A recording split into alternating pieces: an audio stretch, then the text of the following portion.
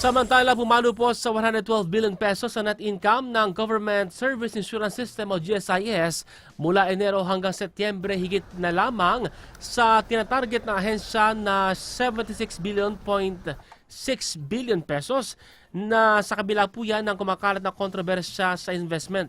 Ayon sa GSIS, higit din na mas mataas ito kumpara sa 100 billion pesos na nitala noong Agosto.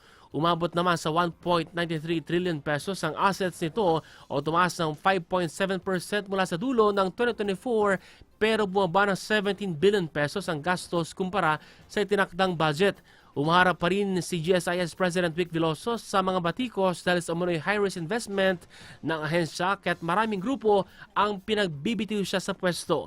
Noong July po, sinuspindi siya ng ombudsman hinggil sa 1.4 billion pesos na transaksyon sa Alter Energy Holdings Corporation pero na-lift din ito noong Setyembre.